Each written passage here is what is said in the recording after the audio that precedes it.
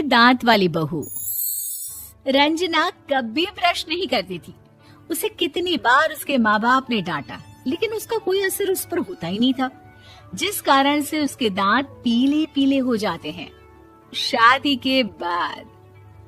अरे बहू, वैसे तो तुझ में कोई कमी नहीं है, पर तेरे दांत इतने पीले कैसे हैं बेटा? कैसे मतलब? कोई सर्जरी थोड़ी ना कराइए। वो तो क्या नाम, मैं ब्रश नहीं करती थी तो पीले हो गए। अब क्या करूं? आप कहे तो लाल करवा लूं या फिर काले? यार ये क्या है, क्यों माँ से लड़ रही हो? लड़ रही हूँ? अरे मैं लड़ रही हूँ या ये बोल रही है कि दांत पीले हैं, पीले। अरे तपस्या थोड़ी ना की है इन्हें पीले करने के लिए। बकायदा ब्रश नहीं किया है 20 साल तक, तब जाकर। छी, कैसी बात कर रही हो? ये उस वक्त तो पीले नहीं थे जब हम लोग तुम्हें देखने आए थे। अरे तब साफ करवा लिया होगा डेंटिस्ट के पास जाकर। अब देखो कैसे पीले पीले लग रहे हैं। रंजना सास की तरफ गुस्से से देखती है। फिर शुरू हो गई पीले पीले पीले। अरे पीले तो तब भी थे जब मेरे हाथ का रसगुल्ला उड़ा उड़ा कर खा रही थी और बोल रही थी, लड़की नहीं गुणों का खजाना दे रहे भाई साहब आप। खैर, अब वो लोग करते भी तो क्या करते, पीले दांत वाली बहू पल्ले पड़ी थी तो झेलना तो था ही। एक दिन कीर्तन में रंजना गाना गा रही थी। अरे कमला बहन, माँ का द्वार है, यहाँ तो सब शुद्ध होकर आते हैं, फिर अपनी बहू को ब्रश भी नहीं करवाती तुम। दूर से पीले पीले दांत भक्ति में बाधा उत्पन्न कर रहे हैं। अरे कोई 2 साल के बच्चे थोड़ी ना लेकर आई हूँ मैं बहू बनाकर। अच्छी खासी लड़की है, अरे कैसे करवाऊं ब्रश? ये तो उसे खुद करना चाहिए ना। अब माँ बाप तो इसके जैसे तैसे निपटा दिए, ये नहीं सोचा कि सास कैसे संभालेगी। सास बहू को लेकर घर आ जाती है, लेकिन सोच लेती है कि अब इसे लेकर कहीं नहीं जाएगी। अगले रोज बहू कहती है, अरे क्या हो गया, मंदिर नहीं जाना क्या? कीर्तन का वक्त हो रहा है। मेरी मधुर वाणी से कान्हा जी जागते हैं और सोते हैं। आप तो जानती है ना उनकी भक्ति में कितना मन लगता है मेरा। वो क्या है ना, तबीयत ठीक नहीं लग रही है मेरी, आराम करूंगी मैं। तबीयत ठीक नहीं लग रही? अभी तो मिथुन के गाने पर नाच रही थी आप, और अब बोल रही है कि तबीयत ठीक नहीं लग रही।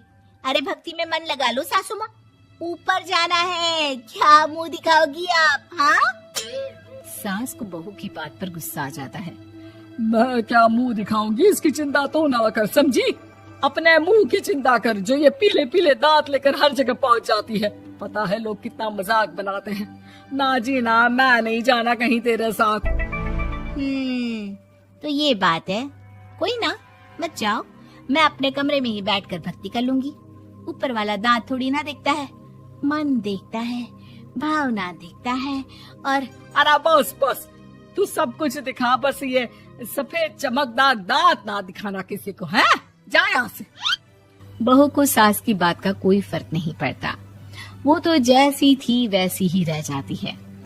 सुबह नहाकर किचन में खाना बनाना, फिर खाना खाना, कीर्तन भजन करना और सो जाना। एक दिन, माँ जी मैं सहेली के घर जा रही हूँ, शाम को लेट आऊंगी। हाँ हाँ तो जाना, मैंने कौन सा तेरी आरती करनी है घर पर बैठकर। रंजना सहेली के घर जाती है, जहाँ वो पार्टी में जाने की तैयारी कर रही होती है। अरे शिखा, कहाँ जाने की तैयारी कर रही है? मैं गलत वक्त पर आ गई क्या? अरे नहीं यार, उल्टा सही वक्त पर आई है।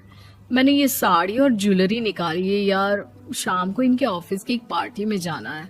बताना कैसा लग रहा है ये सब? नहीं यार, इस ड्रेस के साथ तो वो वाली ज्वेलरी अच्छी लगेगी। हाँ हाँ सही बोल रही है, मैंने ध्यान ही नहीं दिया।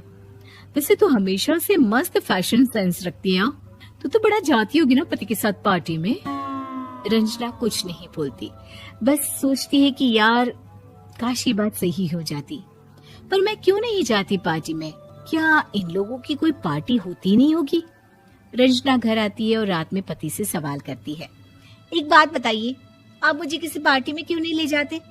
क्या आपके यहाँ ऑफिस में पार्टी नहीं होती? पति बेचारा क्या कहता कि दांत पीले हैं तुम्हारे इसलिए। अरे कोई पार्टी होती नहीं हम लोगों के ऑफिस में, तो कहाँ से लेकर जाऊं? और मार्केट, मॉल, कहीं वीकेंड घूमना, कहीं तो। अरे यार, सारे हफ्ते में एक छुट्टी मिलती है, तो सोचता हूँ कि आराम ही कर लूं। क्यों?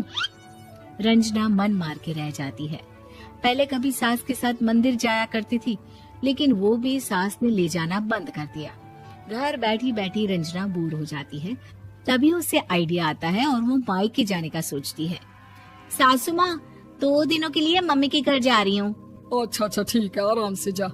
और हाँ, माँ से कुछ अच्छी आदत सीख कर आना कि कैसे शरीर के हर भाग की तरह दांतों की सफाई भी जरूरी होती है, समझी? शुरू हो गई ना आप। वो लोग आपकी तरह नहीं है कि छोटी छोटी बात का बतंगड़ बना दे। उन लोगों के लिए मैं मायने रखती हूँ, ना कि मेरे पीले पीले दांत।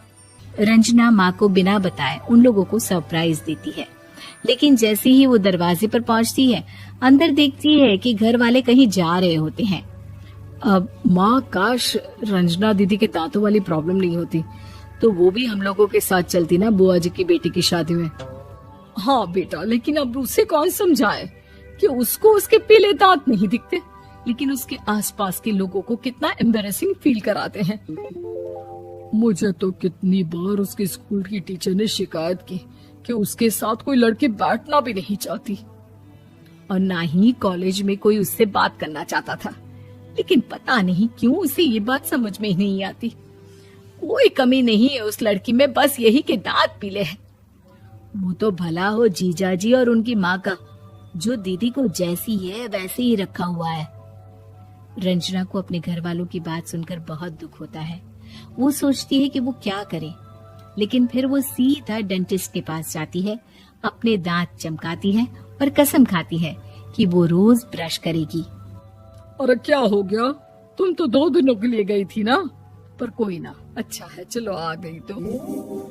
रंजना सास के सामने आकर खड़ी हो जाती है और पूरी स्माइल करती है, उसके चमकदार दांतों को दिखाती हुई।